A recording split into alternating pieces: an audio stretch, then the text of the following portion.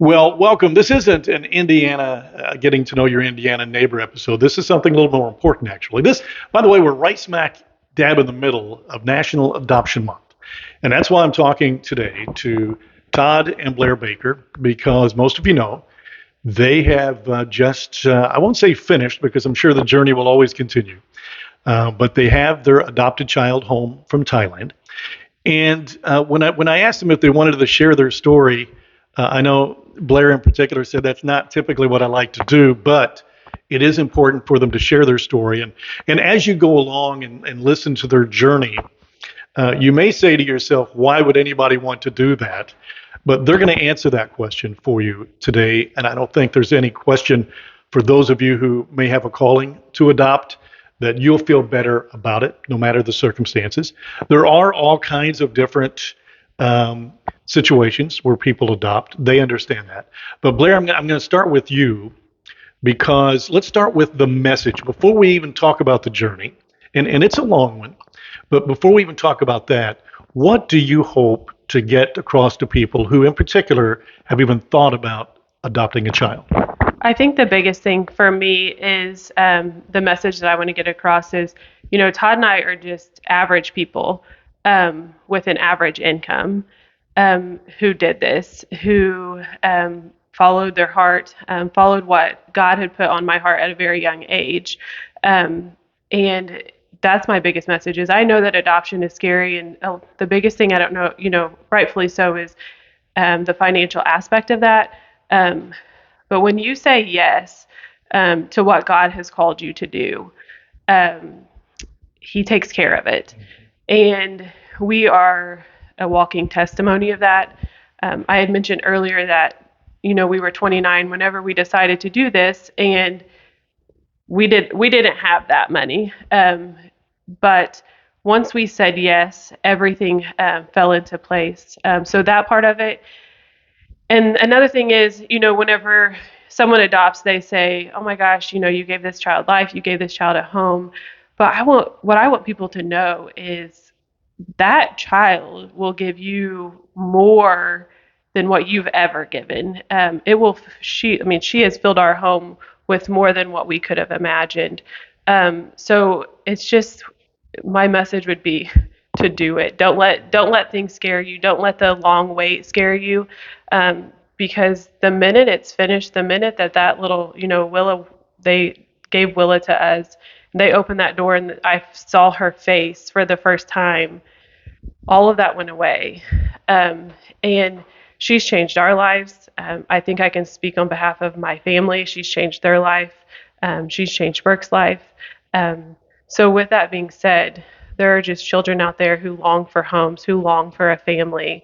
Don't let some of that stuff scare you, because the joy that she has brought to us and the story that she has given us and given herself that she don't even realize has been worth everything. Very well said. Todd, anything to add to that? I would just say that any big process or great journey, it always begins with the first step, and you can't be afraid to take the first step or the next step. And I think that's very much a testimony of our story too, is just being willing to push on and move through the process with kind of all the unknown circumstances that may go on in a process such as adoption. Blair, and we did get together and we discussed this journey so that I could be more educated in what questions I might ask. But I found out so much that I hope you find out today. But Blair, I thought it was very interesting when you talk about a calling.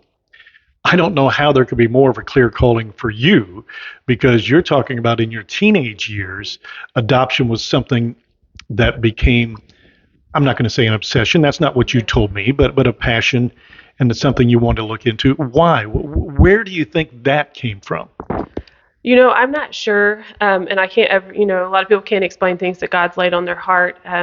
But whenever I was in high school, I just knew that I was very drawn to families that had adopted, or stories that I had seen, or videos that I had watched. And I had said earlier, Instagram and Facebook wasn't really a thing back then, but blogs were. So I was just drawn to it. And, at 16 years old, I, went to church and I knew who Jesus was, but I didn't know what that relationship felt like. So even at that time, I didn't really feel I didn't know that was a calling for me per se. But as I grew older and as my faith became more evident and as I, gained that relationship with, Christ, I suddenly realized it was kind of like like God is calling me to do this. This is what I'm supposed to do. So there, I didn't have any family that had adopted. I didn't have anyone close, but there is a lot of people in our community who have adopted, whether it be foster to adopt, domestic adoption, international adoption, and all of those spoke to me. They just did. It's just one of those things that, some people like basketball, some people like sports. Adoption was my thing. I read lots of books. I read lots of blogs. I listened to a lot of stuff regarding adoption. And the more I read, the more I just felt like that's what I was supposed to do, even whenever I was in high school. But it takes two. So Todd, you guys were in high school. You dated through high school, and I understand you did have conversations like this. A typical conversation on a Friday night might be, where we're going to go out, maybe have a beer or two. High school kids, I hope not, but we know reality. But your conversations at times were a little bit different.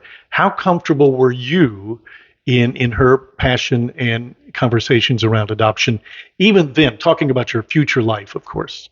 I think it was very clear from the jump that this was something that Blair was very passionate about, and for lack of a better term, maybe it rubbed off on me, but it didn't take long for me to know that if we were going to have a future together, that this was definitely going to be something that we were going to be looking at more seriously whenever we got to that point in our lifetime.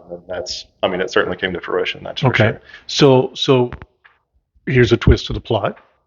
You have a baby, you have a child, you have their natural childbirth, of course. So that passion, that burning desire, Blair, even after you had your first child, didn't go away? No, it didn't. And I think when I realized that our next step was going to be adoption, and I know this may sound silly, but a lot of moms, I think once they have one child, they put the car seat away and they put it in the basement for the next child, or they take clothes and they put them in bags and they label them for that next child. There was something inside of me that just never saw myself getting that car seat back out for my child, or for a baby that I was going to create, I guess, for lack of better terms. And that bothered me for a little bit, because I was like, this isn't the way people do that. Like I felt like something was off. But then the more I prayed about it and the more I was like, okay, where am I supposed to go with this? It became more clear. You don't want that car. You're not putting that, or you don't have the thought of getting that car seat back out, because, the Lord was telling me, I'm not calling you to have another child. I'm calling you to adopt. And that was my okay, maybe this is where this is supposed to go. So that is really when I got my clear picture, even after Burke.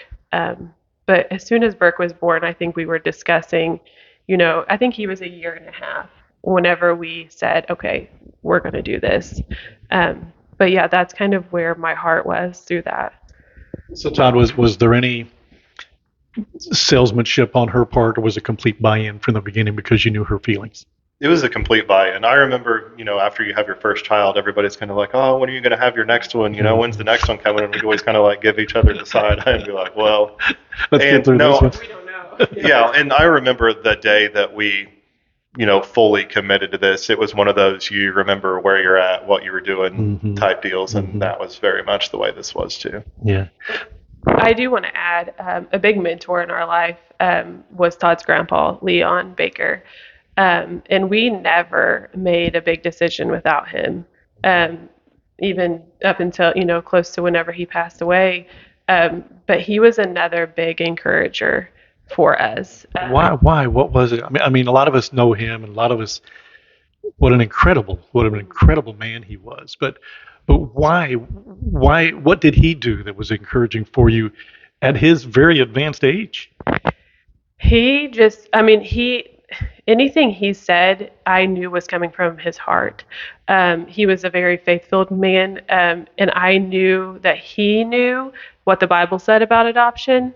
Um, and I mean, just with anything, I knew if we went and talked to him, he was going to give us a straight answer, whether he felt that that was in our, best interests, whether he felt it wasn't. He was just, I always say, the hands and feet of Jesus for us on earth. He was our comfort in a lot of ways.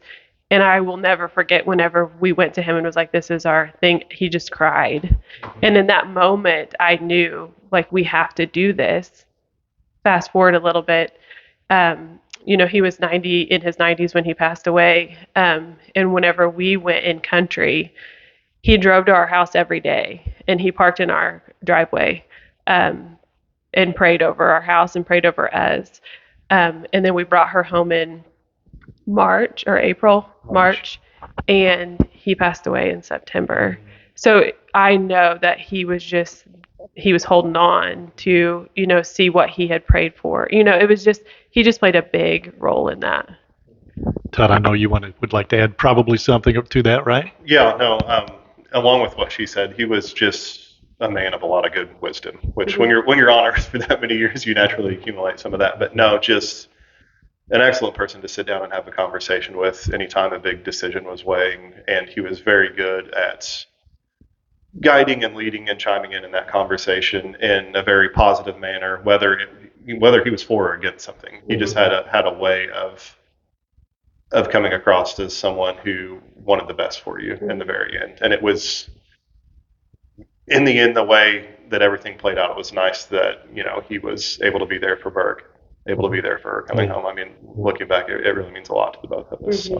So for those of you who are watching this that don't know the story, you just happen to be watching because you know it's on adoption and you're interested. Spoiler alert. To the end of the story, basically, although there is no end of the story. It'll be a continuous journey. But they do have a beautiful 4-year-old girl named Willa that is now home with them from Thailand. But it was a long process. So let's kind of start. Where do you start with that process, Blair? I mean, I'm sure, you've got all these thoughts and ideas. You want to do this, but how do you go about it? So the biggest thing for me and for us is whenever individuals come to us and ask us about adoption, that's the first question. What is our first step? My first thing I say is you need to find an agency that best suits your family. There's a lot of adoption agencies out there. Unfortunately, there are some that do not have your best interest in mind. It's a profit thing for them, and it's a way to make money. So whenever you are going through these agencies, and I think interviewed 3 before we decided on the one we chose, look into that, see their credibility, reach out to families who have adopted through that agency, and that would be that first step is hiring an agency. And I think that there's lawyers, even I'm not going to speak on behalf of domestic adoptions, but even with that, don't go at it by yourself. You need professionals, you need trained professionals to do that with you. But with that said, make sure you know where their heart is, because I wanted that to align with our reason. I didn't want them just to make money off of us. I wanted them to feel what I felt adoption meant. So that's the first step, is to find that agency. So we talked about how it's important, of course, to know the agency. They need to know you as well, as we know. But we also talked about there's all kinds of different reasons for adoption. Some may be legal reasons. Some want to adopt because, of course, they can't conceive children and they look domestically first. They don't even think maybe about internationally. What was the consideration for you when thinking about adoption that you didn't want to necessarily do it domestically, but maybe internationally? And I want to preface this with, when I tell this story, this is our adoption story. My adoption story isn't going to be the same as someone else's adoption story. The reason we went international, and I go back to, that's just what I felt called to do. I love hearing stories of domestic adoption. I love seeing stories of the foster to adopt. Those are still very special to me, and I love seeing those. I love seeing the full story of those. But for my family and for myself, I truly 100% believe God called me internationally. How do I explain that? I'm not sure. Like I said, when God calls you to do something, you just say yes and you just go, and you don't question Him. Um, Very early on, it was always an international adoption for us. Yeah, I mean, that was definitely one of those situations that for whatever reason, it was best for us. And that's what we were called and led to do and followed through with. All right, so now you've landed on international adoption. Why Thailand? So Thailand was not on my radar. I don't know why. It just never, and I never looked into it. China was my biggest one, and I think that's because I had known some area families that had adopted from that area, and I had already networked with them. Going back to your first question, for the first step, find an agency, but also network. And for me, I'm a very, believe it or not, can be introverted, but my first thing is reach out to families that you know who have adopted and ask them, and they will tell you, they will give you all of that. But as far as Thailand, so we, had a few countries out there. I even have reached out to people who had adopted from the Philippines, from China. Um, but with an international adoptions, there's a lot of requirements. So with China, at that point, I don't know what it is now, but you had to be 30 years old before you could adopt. Well, Todd and I weren't 30 at that time. Some of them were, your child has to be 5 years old, your biological, or a child that you have in your home. There has to be a 5-year age gap. One country went off, one of the requirements was a BMI. As crazy as that sounds. So we kind of had all these countries out there, and then all the doors closed except Thailand at the end. So that door remained open for us. I didn't know why, but like I said, when God calls you, you just go. So we went through that door, and that's how we found Thailand. And once we went to the country, once we saw that culture, it was just like, okay, this all makes sense. So Todd Burke would have been how old when you started this process? So whenever we made the decision that we were going to do this, Burke was roughly a year and a half old. And we couldn't officially start the paperwork until he turned 2. So I remember the night of his second birthday, compiling all the paperwork, sending the email. So you had to have that 2-year age gap Yes. between siblings, right? Yep. Mm-hmm. So too young yet to sit down and explain to him, but at some point you did, and maybe that's whenever you actually went through the process. He just went through the process with you. Is that how he gained his knowledge of this? I would say that that's a really good explanation of it, because he was too young at the beginning to understand. And I'll be honest, in the early stages of it, we really didn't talk about it a lot, because there was just so many unknowns, and you just don't know if it's going to work out. But as we got closer to, getting her file, and then once we got her file and he saw her picture, he could kind of put that together. And I think that that's when it all started making sense for him. But he has always been the best encourager. He's never said no. He's never said, I don't think I want that, or I don't want to. He's never said that. He was the best traveler. I mean, he was just in it. Because when you think about it, I mean, that could have been he could have made it very, very difficult on you through no fault of his own. Right. Just being a natural, toddler basically, but he didn't. So I know that probably helped a lot in the process. So you said she was born. You told me she was born 2019, correct? All right. Well, so the process has started. There is a thing called COVID-19, right? I guess. So tell me a little bit how, or as long as you want, because it does impact the timing of what you're hoping to do. So if you want to answer this, the timeline part of it. So whenever COVID began I would think around here March of 2020, I think so. We knew we were coming up on our time frame when we were due to be matched with our adoption. So we would find out who our Willa was at that point in time.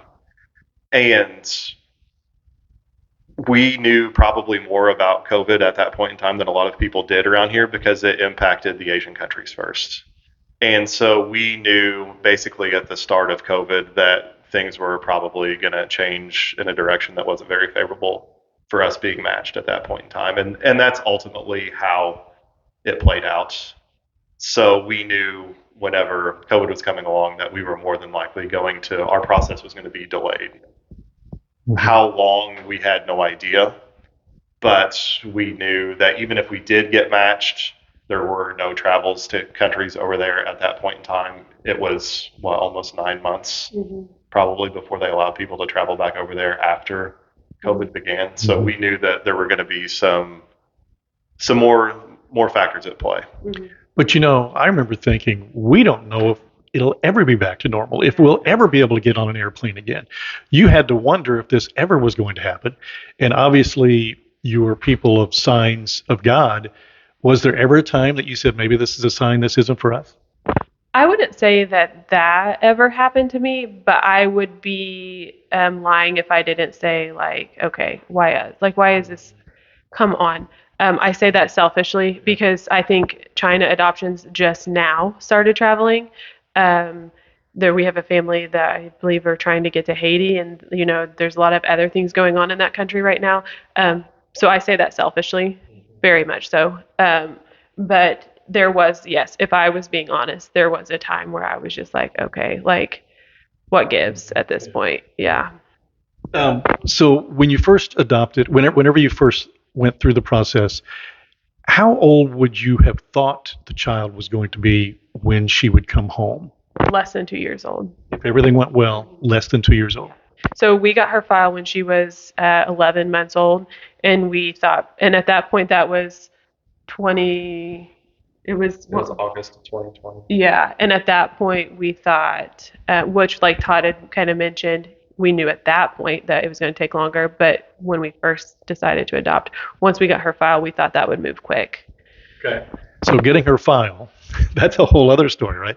So go through it because there were some delays and some disappointments in just getting her file to make sure that you were all matched up for each other, right? So once you apply, you kind of get put in this group.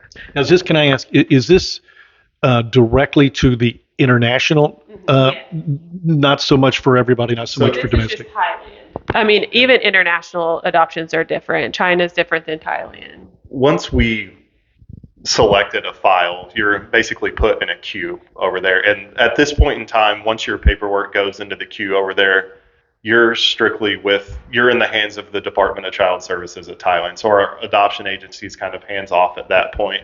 That agency meets twice a month over there, and they meet for a set amount of time, and whatever amount of paperwork they get through at that time is what they get to. Then they meet again in 2 weeks. And so we know that's how the process moves. Just a group of people that we networked with, we all had when the dates were of these meetings. So you were kind of staying in contact to see, okay, we know this person's ahead of us in line. Did someone reach out to them? Did someone, who's technically behind us in line, did they find out anything? So you're always kind of in contact with the people that were around you that you knew were going through the same process as well. So you found that they were getting their file, but you weren't. Why? So that first set, we were told that we would get our child's file between January and March of that year. Well, it was April 3rd, and it was my birthday, so I thought, oh my gosh, this is going to be the best birthday that I've ever had. And I had gotten a text from a friend that they had gotten matched with their child, and I was just like, okay, ours is coming, and I was super excited. I mean, I was in tears for her and her family.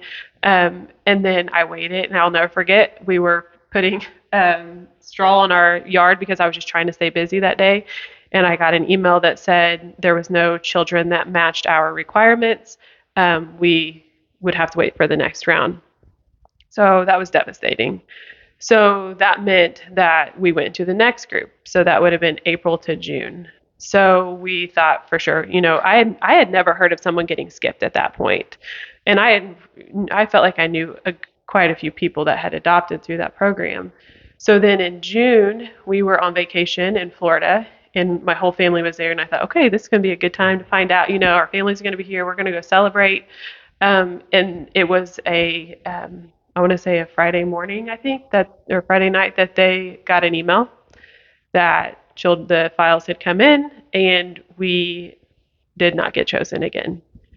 So that probably was my biggest point where I was like, why, like, what gives at this point? Like, what is happening? And like Todd said, it's all through their government. So our agency kind of is, their hands are tied with that. So as much as we want to, get onto our agency, like, we are paying you to do this, selfishly, this is, why are we not getting a file? It was really in the hands of the government. And we all, like, you can't touch that. So with that being said, we thought, okay, we're just going to wait till the next cycle. So those files ended up coming late. So we found out in October, early October, late September, I think, that files had come in. So then, at this point, I was not getting my hopes up. I was just like, okay, it is what it is. I'm not going to do this. I'm not going to set my heart on this. And then I was sitting on the couch. It was a Tuesday night, and her file came through. And I remember just I was like shaking, like, because you don't know. I mean, you get this file and you don't know what the concerns are going to be at that point. You don't know what she looks like. And I remember just opening that first picture, and I was just like, and Todd wasn't home. So, and I got the email. So I immediately, thank God for cell phones, because I screenshotted and then he came home. So it was 9 months from when we thought we were going to get a file. Wow. So you were specifically looking for a girl, right? So what were they looking at in regards to matching the file that you're the right candidate, or was it just a matter of red tape, the process, that you guys didn't get it? So we had to fill out a full questionnaire. And honestly, that was probably the hardest thing, because some of them I felt selfish. It's like a medical history questionnaire, like what you're willing to take on, what you're willing to, that you don't feel comfortable taking on. And there was a lot of things that I reached out to families of kids that had maybe special needs to see what resources we had here for them. And some of them, if I couldn't find resources for that special need or whatever, I didn't feel comfortable parenting them, because I wanted to make sure I could give them everything. Selfishly, personally, that is my. And someone had told me at one time, when you look at that, a lot of people will look at that and this makes me a good person if I do this. This makes me a good person. I understand that. But does it work for your family long term? So there was a whole criteria, a whole questionnaire. I think it was like 5 pages of what would work for our family. So they would go through that and say, okay, she has this. Will this work for her? Will that, or whatever. So that's kind of how that process looked. So again, as I go back to the beginning, and those of you considering adopting, and particularly international, like I said, you're going to be thinking, why would I want to go through all of that? First of all, this is probably fairly unique, but anytime you're dealing with a foreign government, there's going to be, I'm sure, some delays. But again, you kept going because you felt, and I know some of you out there have had the feeling that this is for me. Whatever it takes, this is going to happen. And it eventually did happen, but there were a few other steps. So next step, I know there's a lot of paperwork, a lot of decisions to be made. So right, you've got your file, you're a match, now what? So then you wait so we said yes to her file. Okay. So then they send that to the government. Can I ask real quick? I'm sorry to interrupt. And remember what question I was at. You sent that to the government, but you got her file, you saw the picture. What else was included in the file, if I may ask? So everything was included, social history, where she was born. There was information regarding her parents, her biological parents. There was a full medical write-up. At that point, she was in a foster home within country. So there was information on her foster family and how many children were in her home. And then they would also give what their next steps were, what they were teaching her, or what her next medical appointment would look like. And they had pictures of her from, top to bottom. So once we got that file, and I don't know if I can go to this question, answer this, but once we got her file, then I had already contacted Riley Children's Hospital has an international adoption clinic that you can get in contact with, and you can pay a fee for a physician that is equipped and knows that country to look through her file. So we got her file. We did not say yes that first day because obviously we wanted to make sure that it looked okay and it would fit. I sent that over to Riley Children's Hospital. A week later, a physician from Riley called me and we went step by step through her file. And she explained, this is okay. There was a couple Mongolian spots that she had found in a picture, which are known for Asian children that she was concerned with. We sent that over. They sent back, it's her Mongolian spots. And then once we got the okay from that doctor, we felt more comfortable with, okay, we can handle this. And then we said yes. So at the time then, at that point, did you look at each other and say, now it's a go. Mm-hmm. This is happening. This is real. Once I saw her picture, there was no going back.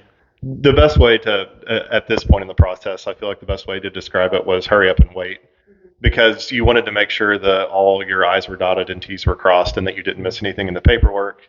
But also you were wanting to get all that submitted so you could get back in the queue, because we knew at that point in time there was going to be another extended wait period of probably 6 to 9 months before we heard anything back again. We knew the ways that they were grouping travel at that point in time was in 2-week increments, with how child services in Thailand worked, with how the quarantine process worked. So we knew that, if you were slower getting paperwork turned in, if your paperwork, wasn't solid at that meeting, then you could get bumped back a couple weeks in a couple weeks. So it was kind of working in 2-week increments, and the quicker we could get all that stuff done, the faster we could get back in the queue. So as I ask the questions, if there's things that you want to go back to that's important between then and what I'm going to ask, please do. But you talked about travel increments and the timing and such. So, all right. So now you're okay. You can travel to go get this little baby, right? I'm sure that was a journey in itself. You're taking Burke with you, but you're going over there only the one time, right? Yeah. So what's your thoughts on the plane? What's your thoughts? Everything. Just trying to help me Before you even get to that point, you mentioned how COVID factored into this. COVID really didn't rear its head for us until a week before we were due to travel. Oh. So we pulled Burke out of preschool, and him and I, and even Blair, she pretty well stayed away from work, but we quarantined at home just to make sure that we weren't exposing ourselves to COVID, because that would delay the process even more. We didn't want to have an issue in country, because no matter how serious you thought people were around here with COVID, in Thailand, it was a whole different world it was amped up 10 times over there. The week before we were due to travel, they changed some of their rules in Thailand with how they handled quarantine situations. So we were supposed to leave on a Friday. No. Saturday? We left on a Tuesday. Okay, yeah. So he's right. Yeah, he's right. So that week, it got really, it would have been Thursday night. Yeah. We got an email that their social services in their country had changed the law that if parents or a husband and a wife both had COVID, they could remove your children and basically place them in a foster home. You mean if you've had it in the past? No. So if we were to test positive when we were there. So if we were to test positive when we got the whole process would be over. No, not necessarily that. They could come in and take Burke from us. If Blair and I both tested positive and he hadn't, they could remove him from us until we had negative test, and then they would place him. So he would get put into their child services system over there if we didn't have somewhere for him to go. So this was Thursday night. We were set to travel 4 or 5 days later. So if you can imagine the emotional aspect of that, times that by 10.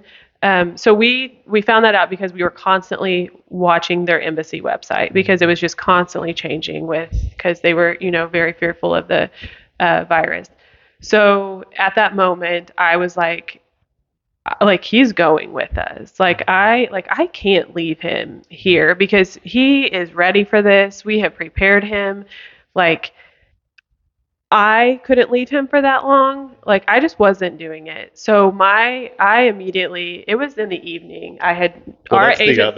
the other interesting part of this process is Thailand's 12 hours ahead of us. So when we're making accommodations, trying to navigate this COVID situation, this is in the middle of the night for us because it's business hours for them over there. So your two options are to leave Burke home or take him with you and risk them taking him away from you for a period of time. Yeah, exactly. And it's as crazy as it sounds.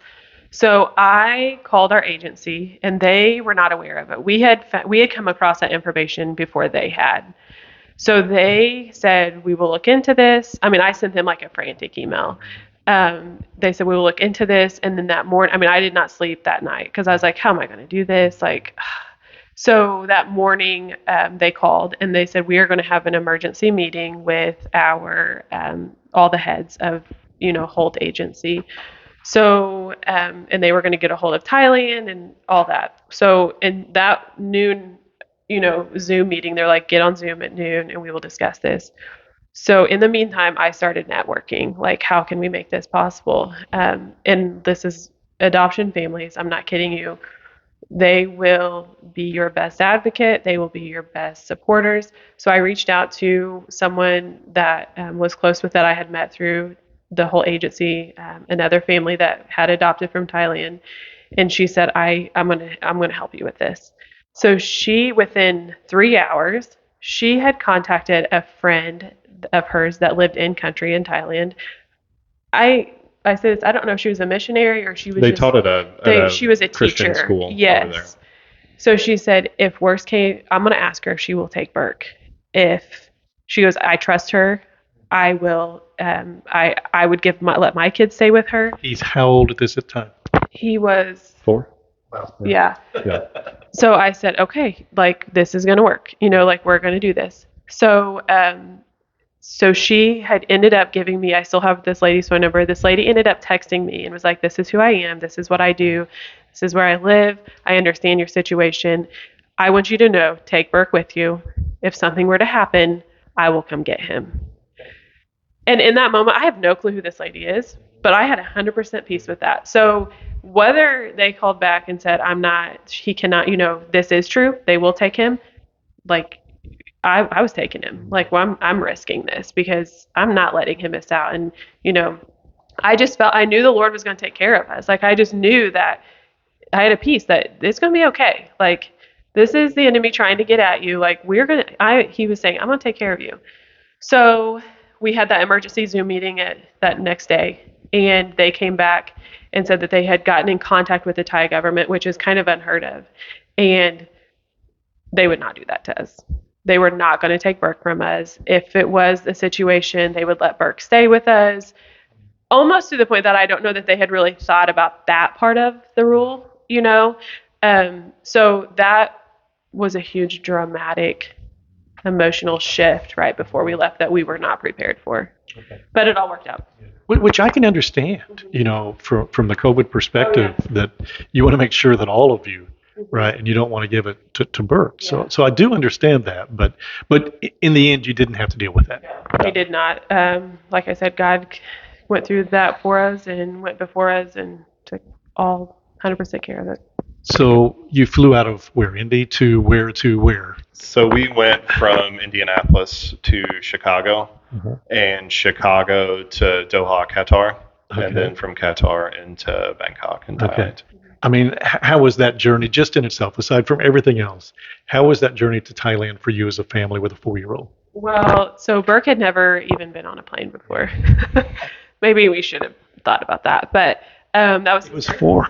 Yeah, so if we're gonna do it, was he 4 at that? Yeah, he would have been 4.5 because he turned 5. So once we, so we just said if we're gonna go big or go home, right? Yeah. So we got him on the plane, and honestly, he did better than we did. I mean, and the travel was fine. I think we had prepared our hearts for it.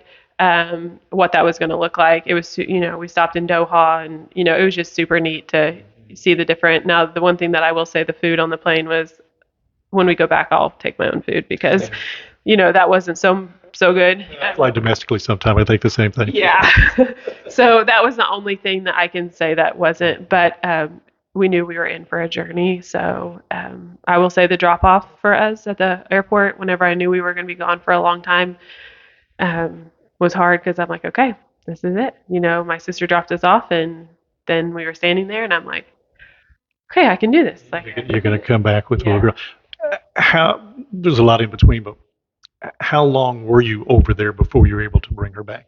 31 days. 31 days. Yeah. By the time you count travel time, we were gone, I think, 34 days altogether, coming and going. So we were in country for 31 days. So why? What did you do once you got there? So we had to quarantine. It was government issued for 10 nights. And they were at certain hotels. They had to be, it was called ASQ qualified. So when we got there, we had to pass a COVID test 48 hours before we traveled. We have a binder that I said we'll never get rid of. I mean, it is thick, of our COVID test, every piece of paper, because COVID was such a, big deal at that time that you had to check off everything. So when we went, going back to the paperwork, when we left the airport in Indianapolis, they checked to make sure that we had all of our COVID paperwork and it was proper and it was correct. They checked it again in Chicago. When we were in Doha before we got on the flight, our airline checked it actually twice there because they had issues with people getting into Thailand and not having the right kind of tests, and they won't allow them into the country. They immediately have to get back on the return flight and go back to wherever their connection flight came from. So there was a huge stress in that, like just making sure that it was within 48 hours. Our first COVID test was 48 hours. So we get there, we get to Thailand. We immediately get shuttled onto, they check our paperwork again.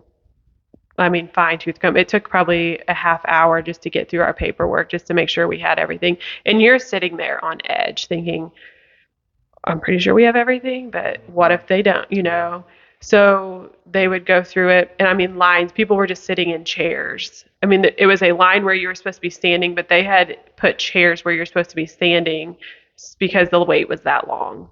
So they went to that. So then we went to our ASQ hotel that the court appointed hotel.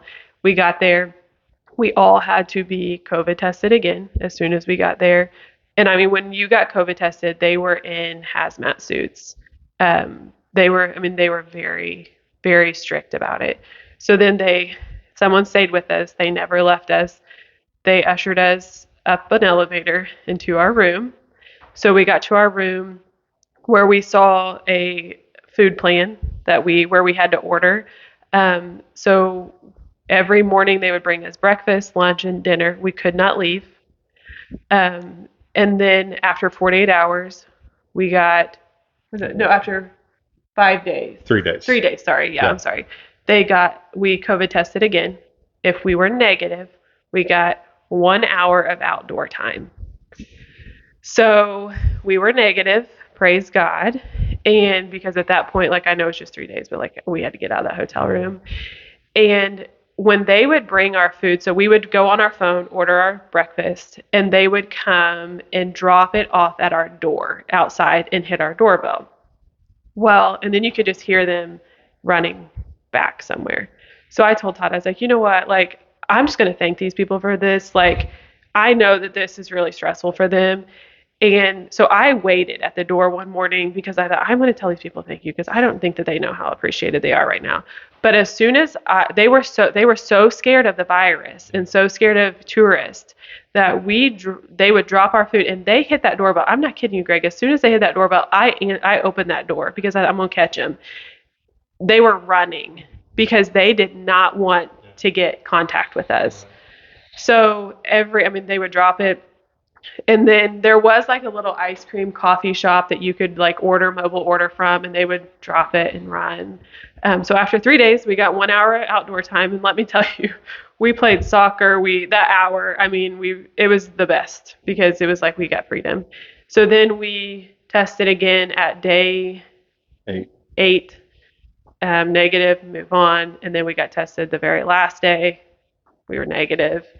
And then I'll never forget, when they opened that door and said, "You've passed," we were get out of our way. We can finally see this country, So for 10 days, we did that. So then we did allow ourselves 3 days, just to kind of travel with just me, Burke, or us three and Burke, because it was going to be our last, hours as a family of three. We did a lot of fun things. And then we walked a lot. And then that Monday, we went to the hotel that our agency appointed to us. And that's when the adoption process started.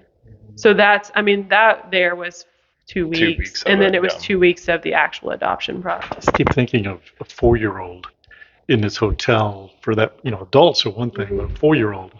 And just his world had to be upside down. But as you said, he was obviously a trooper. Yeah, he was. And he was living his best life. I mean, you could order off the menu. I mean, I'm not a big, screen time parent. I'm not saying I'm against it because he does get screen time, but it was kind of unlimited at that point because what else is there to do? The biggest thing was I had you see these people with Monday pills, Tuesday pills, Thursday. I had all of that out with our vitamin. I mean, because at that point we were taking every vitamin that someone told us we could take to not get COVID. So it was getting him to take his vitamins was probably the hardest part. But outside of that, But he went to Little Scholars preschool at the time, and we took all of his schoolwork with us too. Yeah. So we had school time during the day, Mm-hmm. and would do that. And he really liked that whenever we got out of quarantine because he was able to go out by the pool and do his schoolwork. Yeah. So did you say then once all of this was done, you did your little travel, then the adoption process started? Yeah. So we got through all of that, and then that Monday we transferred hotels. So you haven't. So the decision. I mean, nothing's been final yet, right? You're not necessarily going home with this little girl just yet, right?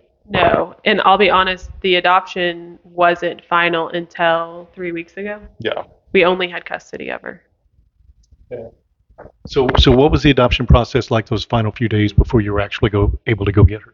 So we went to the hotel that they appointed us to go to because there was 2 other families there with us that were also adopting at the same time. I'll just scoot through to that day so it was a Wednesday. They did it in a 3-day process. So the first day they brought her to us and we met her. Second day. How'd that go? It was a lot.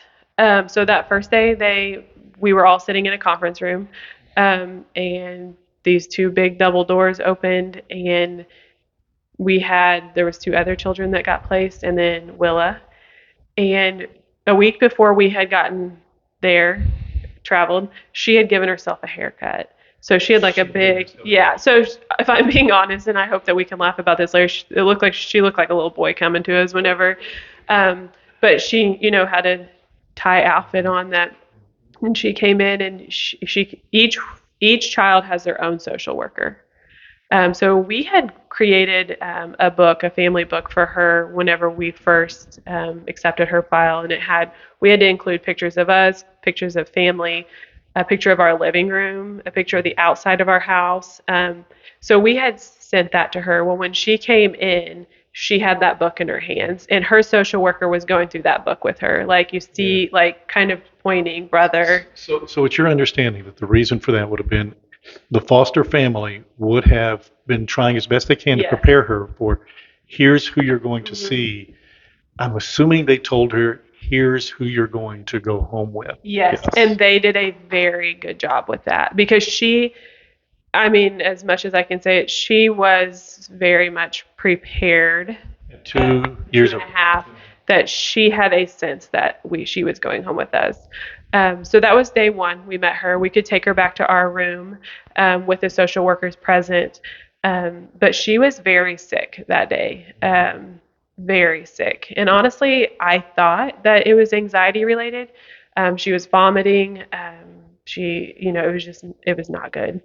And a part of me honestly was like, okay, none of her files said that she had any, what is going on here? So much that her social worker said, we're going to take her to the hospital. But at that point, we had just met her, so she didn't know me, I didn't know her. So they ended up leaving our room early. We got cut short probably 2 or 3 hours. Yeah. They took her to the emergency room in Thailand, and all night I didn't really know. They never updated us. I didn't know if she was in the hospital or if she was going to come back the next day. So that next morning, we were set to go visit her foster family. That was day 2. So when we got to her foster family, they had told us that she had the water that she drank was contaminated the night before. I think they had made her corn and they didn't boil her water.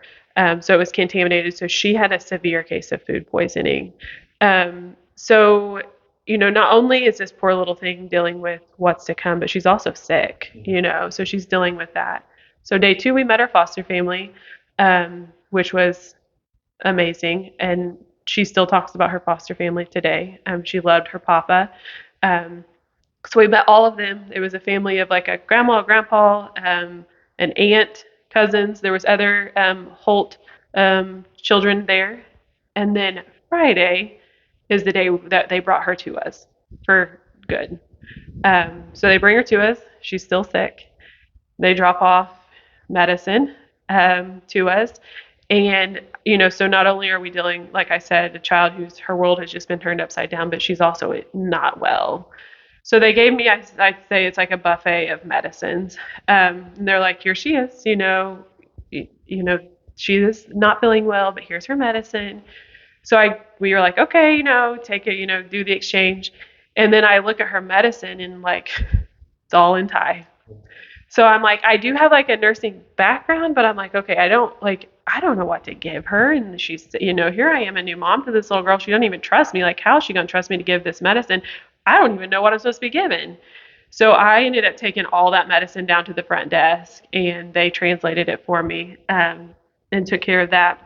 But outside of that, we got her Friday night, Saturday night, and Sunday was awful. I mean, to think that, I felt like my world was being turned upside down, but I have a 2.5-year-old little girl in my hands that everything that she knew at that moment was gone. And did she eventually, during those 2 or 3 days, though, feel better? Was it something you had to deal with, or was that behind you because you had the medicine to take care of it? It was behind us. The medicine took care of it. And it was an antibiotic, so she had it for 7 days. But outside of that, it was a whole new grieving process. Well, how did you communicate with her? Again, 2.5 years old, she's speaking Thai. What was the communication like? Todd, can you? So we took it upon ourselves to try and learn some of like sight words, I guess, for lack of a better term, for Thai words. So a lot of the foods, colors, things, which we were learning each other at the time. So we were figuring that out as far as, what she wanted to eat, what she wanted to drink, what she wanted to do. And if anybody knows Willa, you know that she can be bossy. So she did a good job of telling us or showing us what she wanted to do as we began the bonding process. So the bonding process didn't go well early. How did it improve? When did it improve? Did it improve while you were over there? So those first 2 nights were awful, and in that moment, she just cried. Cried.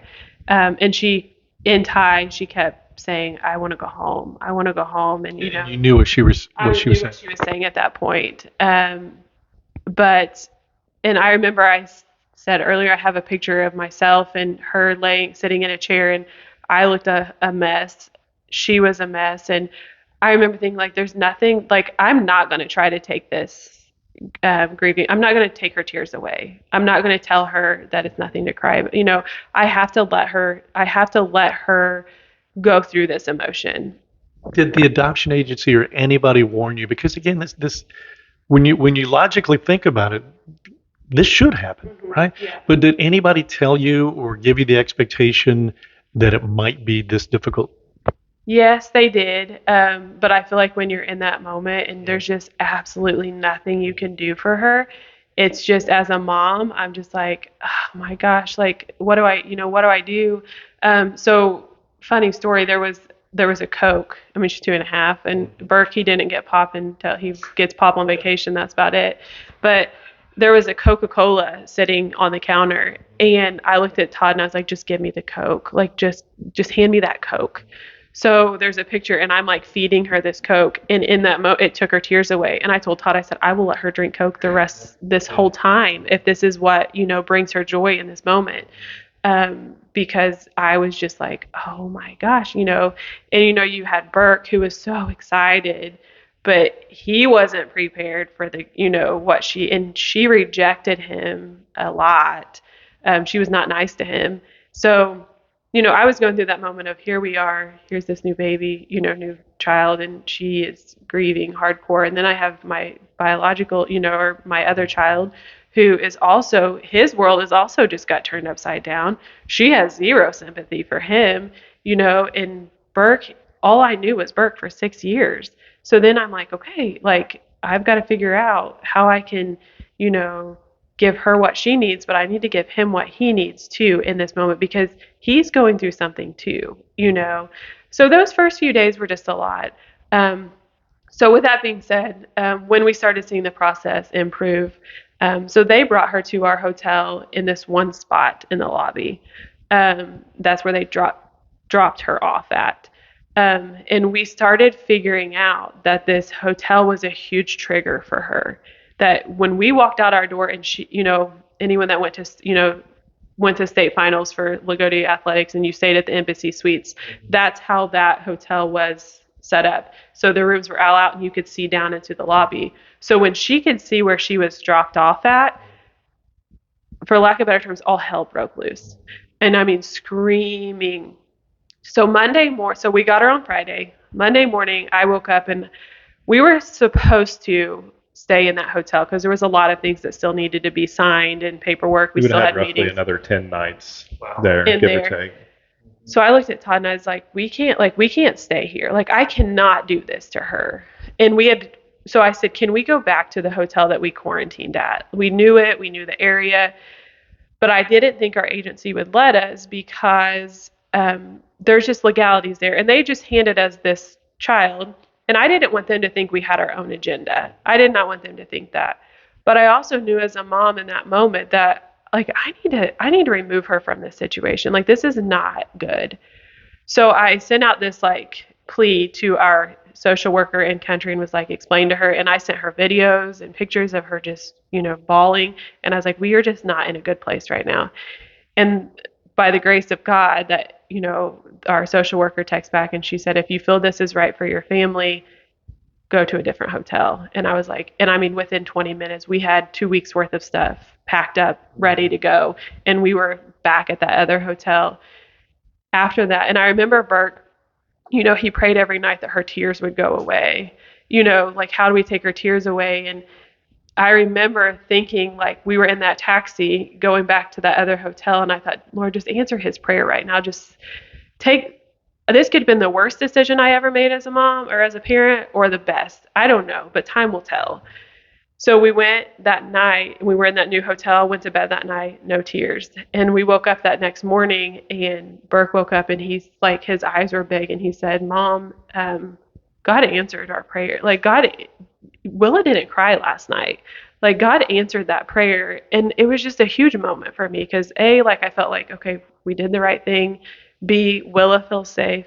C, Burke now sees that God is in this story.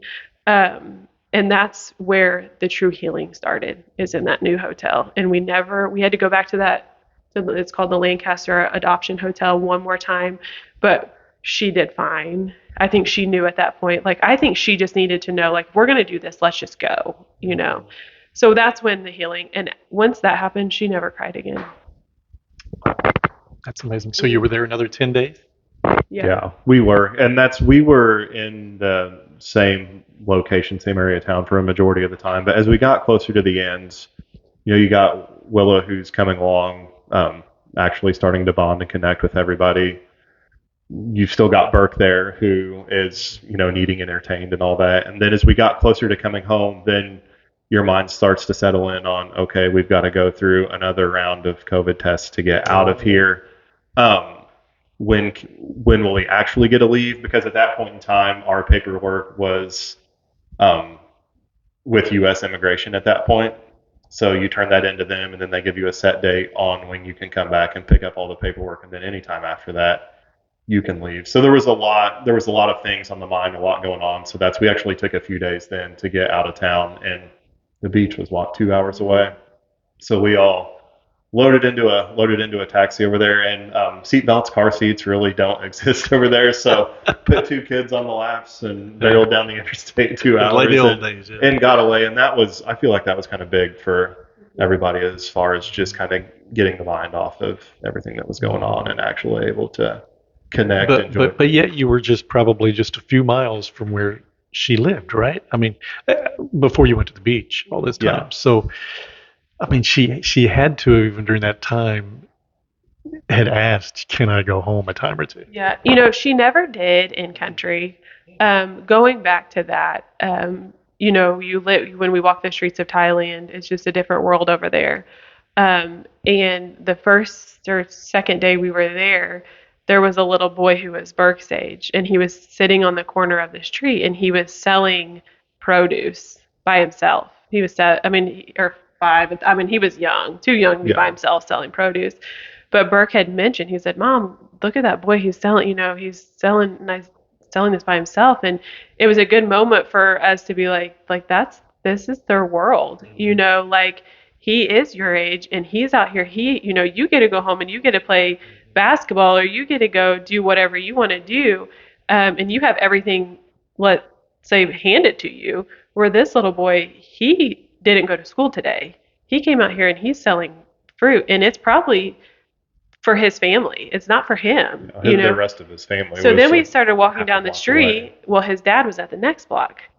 So it was a very eye-opening experience for Burke. Oh, and I was like, this. And I don't want to say this is why we bring. Willa's not going to have to look at. We're going to bring Willa into a life like that you have, but look at the life that if her mom wouldn't have chose adoption, that's something that she was going to have to face, the reality of that. And, I say this, yeah, we gave her a home. She came to us and gave us life. But in any adoption, the real MVP of any story that should be talked about is the mother and the father, if they're present.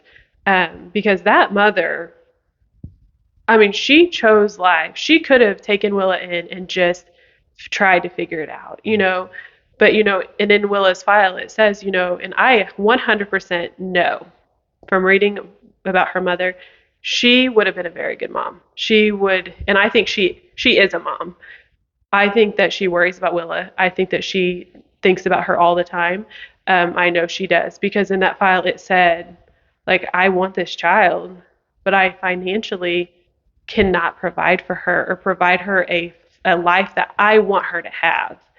So here is my, this is my decision, and for that, kind of going off track here, but, back to the agency situation, pick an agency that supports that family too, because our agency, went alongside her mom when she came and said, "I'm pregnant and I, want to relinquish my rights." But they also gave her, so she gave birth to Willa, came back into their facility. She stayed with her biological mom, stayed with her for a month and breastfed her for that bonding. And in an adoption world, bonding is huge. So just that Willa had that with her mom that time is huge for me. And now, so she relinquished her rights, but Holt is still staying with her mom. So they equipped her mom to get a job, and they are going to, walk beside her as she navigates life. So now she has that resource. So that was huge to us in choosing our agency. What did I go off subject there? I don't think so, no. And I think just to go along with that, and even along with our adoption story, is how well Thai culture and Thai people love their children over there. It was almost an emotional moment for Burke, because at one of the hotels, the concierge and the bellman, they were constantly, entertaining the kids or playing with the kids when you were having to do paperwork and things like that, and just going out of their way to show love to children. They were genuinely excited and happy for these children that found these, foreign families. So you were on your way home, or you were getting ready to go home. You had to go through again the process of COVID testing. Did everything go good there? It did, but if it didn't, we would have quarantined for 10 more nights. And we were, at that point in time, it was time to go home. And Blair really felt that. And I remember we had gotten back, we had went to Pattaya to go to the beach, and we had gotten back that night because we knew the next day we were going to be able to pick up our immigration paperwork. So if our test checked out, we could go home. And we probably took, looking back now, what was a big risk. But over there, you knew your results of your COVID test within an hour, I think. So that night we got back. We actually weren't scheduled to leave for 3 more days, but we went ahead and changed all of our airline accommodations to leave that next night, in hopes that COVID test would come back negative and all our paperwork would. So that was kind of a hectic 24 hours there. But I preparing just to come knew home. in that moment that we needed to get home. You know, I mean, Willa, as she started doing very well, but there was still, I mean, she was, You could tell she was getting comfortable because she was willing to test her limits of what she could and could and you not know, get away with. and here at you that have this point. child who you're trying to gain trust with, and she doesn't know you, you don't know her, and you want her to get away with things, but there are some things, you know, she was trying to prove to us she was in control. At one point, she had gotten upset with Todd, and she took a whole handful of coins and put them in her mouth and refused to open her mouth, you know. So at that point, and you had to tell her you can't do that, but you're also walking that fine line of she doesn't know you. So in that moment, I think I was just like, we just need to get home. Like, I wasn't saying I was homesick. I was just like, I was ready for that. Like, let's start this process. Like, let's go. Now you got a 2-year-old and a 4-year-old, almost 5. But on the plane trip back, I'm sure all those locations that you talked about. I mean, how was that? A lot. Yeah. Burke did fine. Willa, not so much. She did not like to be confined. She liked to show dominance. She liked to show that she was in control. So she didn't. She kicked. She fought. It was a long trip home. When we got to, was it Atlanta? Yeah. Was it So on Atlanta? the way back, we left Bangkok, went back to Doha and Qatar, and then flew from there to Atlanta instead of Chicago on the way back. So And that from Qatar to Atlanta was what, 16 hours and 25 At minutes one point, on the I plane. looked at Todd. I said, "How much longer do you think we have?" And he pulled it up. He's like, 8.5 hours. I was like, "Okay, I can do this."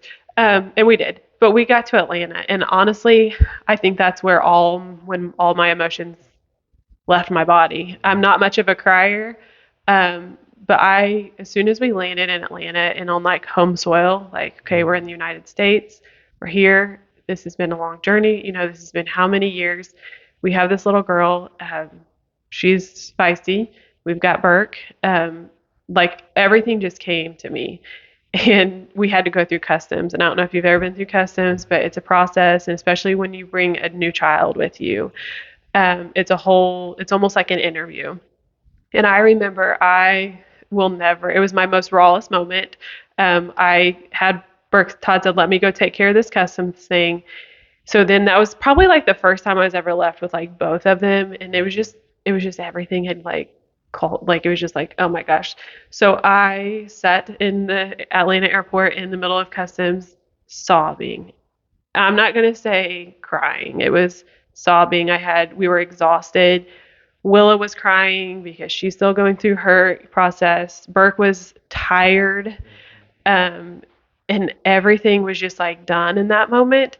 And I remember, I mean, I just cried and cried and cried. And I sat there and I thought, where is Todd? Like, someone is going to come get me because they're going to think that I have lost my mind. Like, someone's going to think that he's probably, like, something's happened to me. So then this lady from customs comes up, and God bless her. She came up and I'm sobbing, and she looks at me and she said, honey, are you okay? And I was like, I don't know. Like, I don't know if I'm okay. I will be fine, but I'm okay. And she's like, is somebody here with you? I was like, my husband is. He's somewhere. And so she sat with me. I think that at that point, like, there was nothing anyone could do, but she sat with me in that moment. But that was my biggest, like, I mean, I cried all the way home from Atlanta until we landed in Indy. I cried. I think it was just a letdown of all my emotions, just like of, 5 years of, or however many years that was, of like everything just hit me all in that moment. I remember the next morning I woke up like my eyes were tired just because I had just sobbed. But yeah, so that was that process. So who greeted you in Indy? So we had my sister and her family and some friends from church. My mom and my aunt and cousin were all there. But my mom, I think it was hardest on her because, I don't leave home and I don't like to leave home. But we were walking, we had all of our luggage and we were walking and we could see him. We have a video, Burke was carrying his luggage. And as soon as he saw my family or, Brooke's kids standing there waiting on us, there was a pile. He just left his suitcase. I mean, he just dropped his suitcase and took off running. So we had to go back and grab his suitcase. But it was just like, we made, and even for him, I think it hit me through him, like he made it, like he did this. But yeah, it was. But yeah, Willa couldn't be expected to be running toward anybody. No. In fact, if anything else, here's more people that I don't know, right? Yeah, she was not smiling. She was not making eye contact. She was not here for it, which we expected that. And that's why we didn't have like a lot of people there, because I didn't want her to be so overwhelmed, and I even thought about like who we come home with, like, and even like that first week when we got home, my sister has her 4 children and they were at our house a lot. And there was one night that I think she was so overwhelmed that she ended up going behind the couch and falling asleep. Willa did, because I think she was just exhausted by all the new at that point. And I go back to Grandpa Baker. I couldn't wait I just couldn't wait to get home to see him, because he was such an influential part. And he was in Parkview at that time, and we would call him really early in the morning because it was nighttime for him. And he just couldn't believe how we could call him from across the country, and I have a picture of when he pulled in and he saw her, and it was a big moment for him too, so, and he was at our house that next morning, waiting for us he would honk his horn so we could come out. And so she comes home, she goes into a new house, which is entirely different from the neighborhood that she left in Thailand. I mean, what can you imagine her first thoughts would have been coming into this new house and new family? I don't know. But if I could have asked, I couldn't have asked for a better transition for her. We read a lot of things on night terrors. We read a lot of things on just ways of trauma, her dealing with that trauma. And, I say trauma with her at her age and what she went through in that acute time. But, we've also read enough and we've researched enough that her trauma may not hit her until she gets older, So right now it's great, it's rainbows and it's good and we've never had an issue. But I'm also prepared as much as I can that she may get into junior high and that's when it's going to hit her. And I think that is to be said with a lot of children that have went through trauma. Right now in the now she's fine. But as a mom and as a dad, as parents, we are also prepared that we may see some trauma in her. It may not come to light until she gets older. There was a period of time, I remember you put on Facebook that you couldn't show her a picture. So all we could imagine was this beautiful little girl, but she had something that covered her face or a picture from behind. Why was that? So when we went through country process, this is only Thailand, or what we know of Thailand. This is not every adoption agency or every country, but they protect their children. So they want to know this is going to work out. So they're not going to sign off on her right when we get her in Thailand. So we only signed custody. We just had legal guardianship. We had legal guardianship of her until October of this year. So it would just be like any foster, most foster I don't want to speak on their behalf, but from what I know, they protect that face and protect her until they know it's going to work out. So for that year, we went through paperwork, we went through home studies, and then it didn't finalize in country until October. And why did it take so long? If you learn anything through adoption, there's no rhyme or reason. So that's kind of why it was supposed to be 1 year. It's supposed to be in March we could show her face, but with the way adoption works, we've learned it was October. And when did you bring her home? What time frame was that? March of 2022. Yeah. Okay. So she's been here Yeah. about a year and a half. Yeah. So how's the adjustment gone for her in the beginning? She wasn't kind to Burke, and as parents, I'm sure you guys realize that sometimes Burke's not going to be kind to her, and she's not going to be kind to Burke going forward. But how's that relationship come along? So it's gone really well. And I will add too, and this may help, people who are around adopted families, how you interact with them. So a big thing for us was we didn't want Burke to feel left out, because you've got this new child and she's beautiful, and she's the new Getting a lot of attention. yeah, she's getting a lot of attention. So, people come up to us and they're like, oh my gosh, there she is. But then you've got the sibling standing there and it's like, I'm still here too. And he was 5, 6. That was a very crucial time for us that we couldn't let him think that he wasn't also being seen. For us, that sounds like probably a little bit silly, but it's very real to those kids. So Burke did have a time where, that whole newness, it was hard for him. He was very proud of her, but I could tell at one point it was bothering him because there was a lot of, oh my gosh, look at her. But then he's also standing, there was no like, hey, Burke, how are you? It was almost like, who's Burke at that point?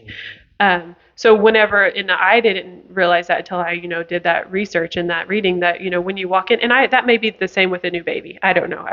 I've never done that. But to remember that sibling in that time because they are also present and they are also a big part of that story. But outside of that, it's gone very, very well. Burke, they love each other. Yeah. I mean, now I will say Willa is still very much dominant, very much attitude. And a lot of people say that's a girl too. But outside of that, Burke is very proud of her. The thing that's fascinating to me is, we weren't a part of her life for the first, couple years. And so you miss out on that time. And then you're back in the United States with a child who doesn't speak English. We don't speak Thai.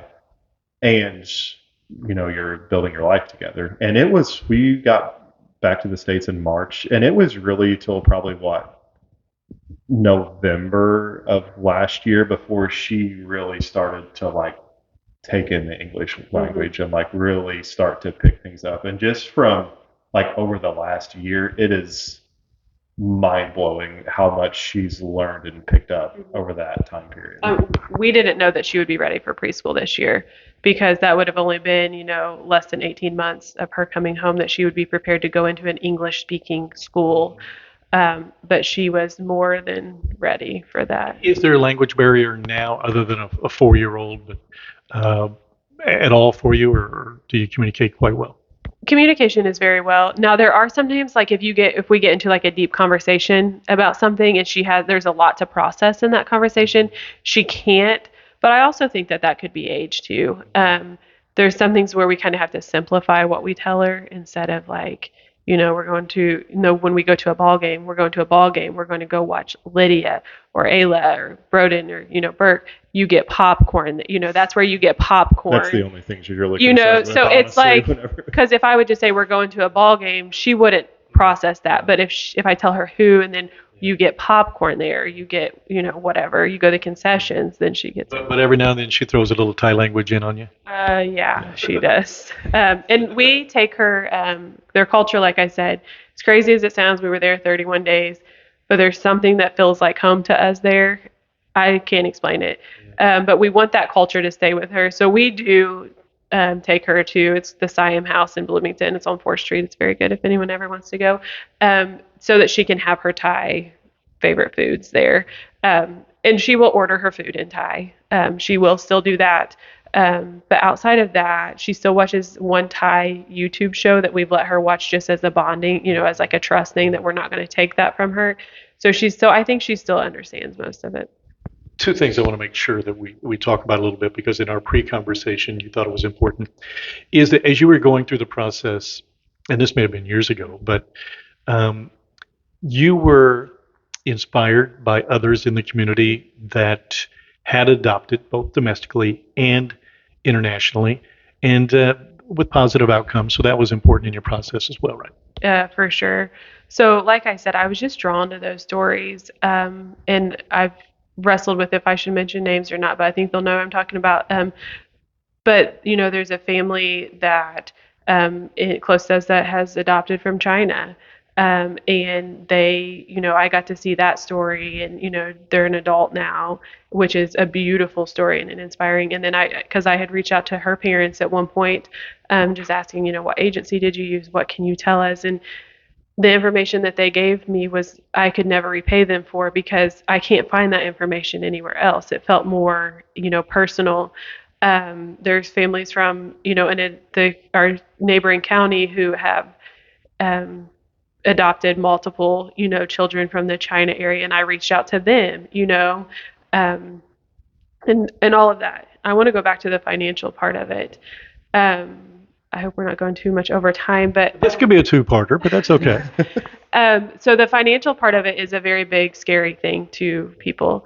And, I'll be honest, that was my number one question. And I will, I told you, I don't want to answer, how much was it? I don't want to give you that exact number. It's going to be different for everybody anyway. It's going to be different. And at the end of the day, once you see that face, it's priced. Like there's nothing like that matters. So we didn't have that money to begin with. So we had to sit down and figure out like, okay, how are we going to pay for this? Because in different installments, that's how much you owe, and it's cash. You don't just say I'll pay you later, put it on a credit card.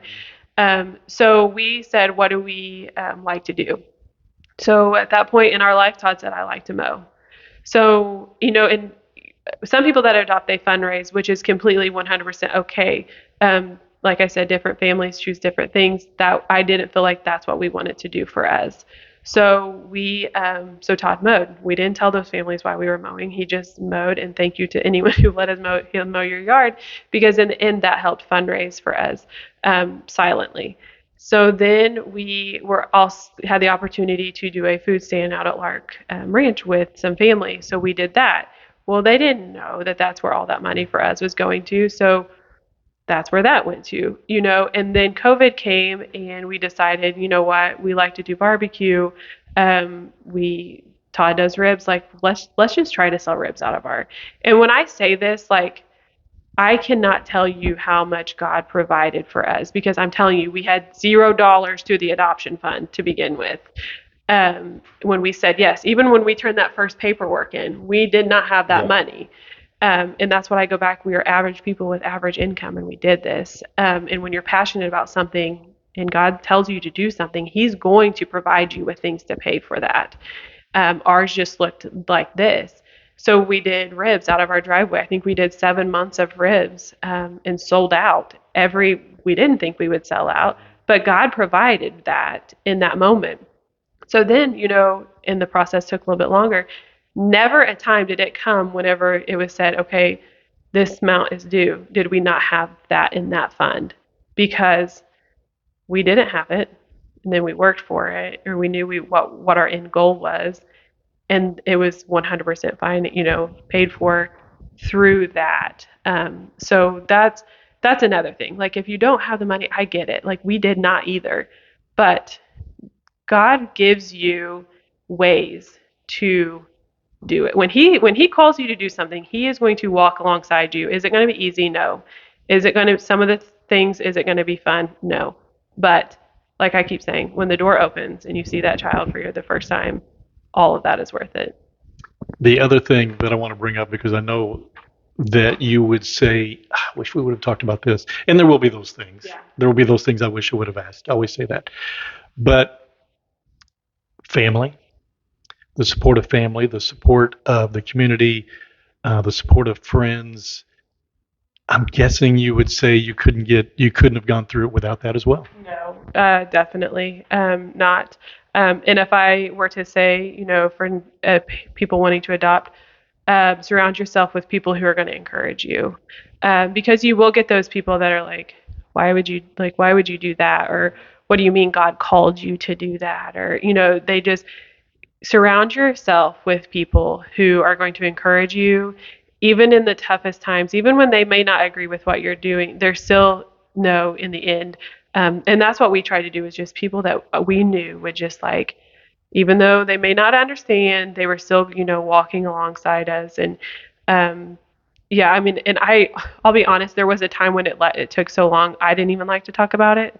People would ask me, and God bless them, they would say, "Where are you at in the process? Are you at," and there was no answer, so it kind of came to the point where I was like tired of people asking that selfishly, because it's like, I wish I could tell you. But yeah, and even, just bringing her home, I just didn't realize, I say this, I don't like public vulnerability. I'm not good at it. It makes me sweat, for lack of better terms.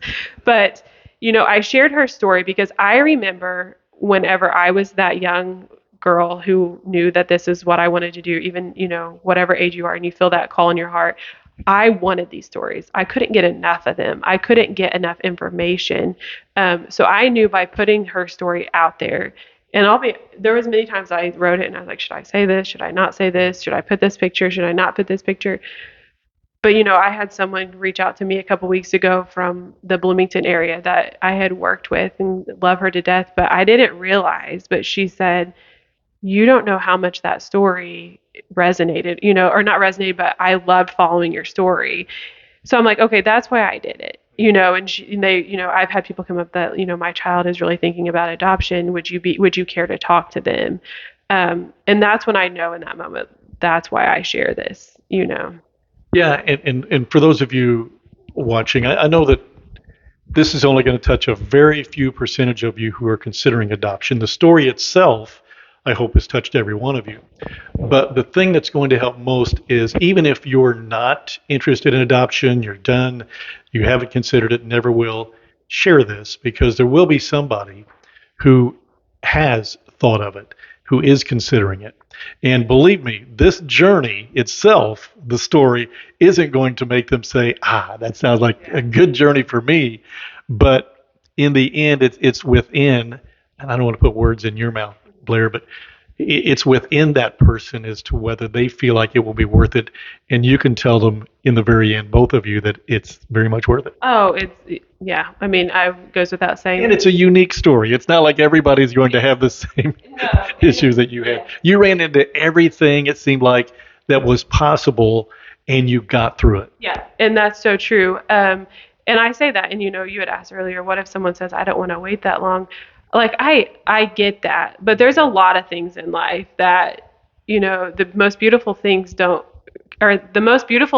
in the messiest ways. Yeah. So that is where the true beauty of this is yes, it was a mess, but like when God calls you to do something, that doesn't mean it's going to be easy, whether it's adoption or whatever. What is the thing? He equips. God doesn't call the equipped, he equips the called. Yeah, so that is kind of what we always went back on. Like, we were not equipped to do this, but he called us, so he equipped us to do that. So even if you think you're worthy of it or not, or you can financially do it, or your family may not be on board or whatever, God's calling you to do this. Like, push on. Like there is nothing more than what God will provide for you with what he has called you to do. So what else? Anything, like I said, there will be something that you say, I wish I would have said, or maybe I wish I wouldn't have said. But anything at all before we wrap up that you would like to say or add? I think my biggest thing is a heartfelt thank you to the people when we, the adoptive families that when we did reach out to you, they did not know me. Most of them did not know me. I didn't know them. But the way they embraced us, some of them still check in on us, the people that I, talked to many years ago at this point. So thank you for that. But I guess my biggest thing is I keep going back. Like, we're average people with average incomes. You can do, like, if this is really something that's laid on your heart, never, reach out to me. You can message me through Facebook. You can text me. You can talk to me at the grocery store, wherever. But don't let the time or the duration or the financial aspect of any of it alter your thoughts. And another thing is Willa's story is just beginning. She's only been here for 18 months. So, and that's crazy to think about. But I hope that our story continues to inspire. Yeah, and Todd, I want to give you a chance, but Yeah. but I think of Will and I think about 4, 5, 6 years now, maybe it's 10, 15. But when she looks at this, she doesn't know her story yet, right? And she's going to be able to realize what you went through and the love you went through to get her. And it won't be long somewhere down the line where she's able to watch a little bit of this. That, to me, that's the neat part about doing some of these things, that it's out there for the future to look at, whether it's children or future children or grandchildren. So I applaud you both for coming on, and thank you both. But Todd, I'm sure you have some. No, and I just want to say, thank you for the opportunity Sure. to do this, because I mean, without something like YouTube, it's a way for us to be, thousands of miles away from a culture, but still stay connected with it. And that's one thing I want to hit on. Is it sounds cliche, but we get a lot of, wow, that's amazing that you changed this child's life. Mm-hmm. But I think it's 100% the exact opposite of that. That she changed our lives, the way that we view the world, and just it's amazing how much more of an impact she's had on us than we've had on her. So everything you went through, no regrets? 0 regrets. At least not now. Those teenage years will be coming, and no, that's a bad joke, because there will be no regrets even then. Thanks, guys. And good luck. The journey, as you said, continues, and it won't always be easy, but you guys know that, and thanks for coming on. Yeah, thank you. Well, that's a hallmark story right there, because there's a beginning, there's a rough patch in the end, and even though the end really is far away, but so far an extraordinarily happy ending. So we thank them for sharing your stories, and we appreciate if you share this story as well with people that you know on Facebook or however you want to do that. So thank you for watching.